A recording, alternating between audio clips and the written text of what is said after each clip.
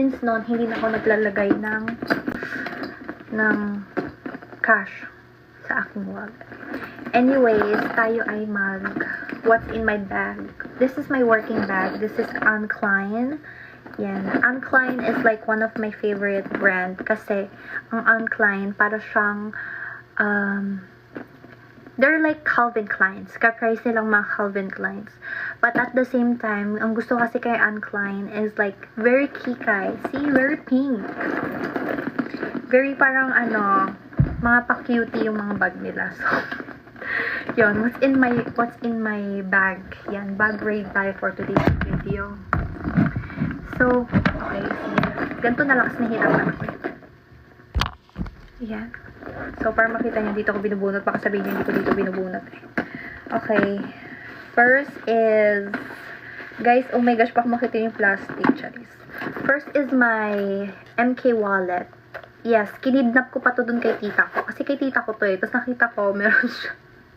Kasi di ko to makita tong color ng wallet na to, kaya kinidnap ko sa kanya. So, my Michael Kors wallet na ang laman is emergency kinemarut. Ayan, kita nyo naman, diba? Emergency yan. It's an emergency wallet. Actually, may mga laman to na alcohol, pero nalaglag. Bakit nalaglag? At saka emergency perfume. Yan. Ito ay Chanel. This is a legit Chanel na nilagay siya sa ganito. I buy this in Perfume Depot for like 500 pesos. Mga ganito. This is Chanel.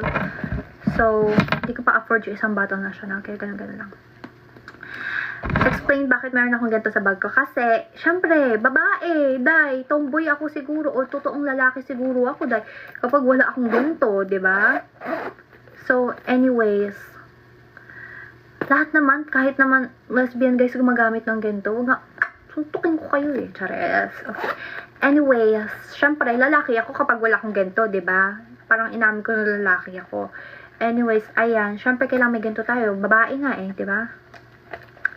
So, dati hindi ako babae. Kasi nga wala akong ganito. Si mama ko, oh my ganito dati. Kasi si mama ko, lagi akong pinagsasabihan dati. Paano na lang kapag di na ako nagkakaroon? Eh di, wala ka ng saan kaya kukuha? Ganyan-ganyan. Dami lang sinabi ng mama ko. Nag-garap na siya agad. Kaya, naging babae na ako ngayon. Hindi na ako lalaki. Babae na ako. Yan. Babae na ako ngayon. So, meron tayong emergency. Dyan.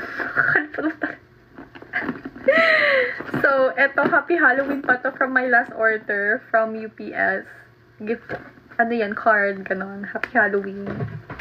Yan. Galing yan sa pinag-orderan kong box. So, nagbibigay sila ng ganyan. Tapos, may on the go akong mga perfume. Ayan.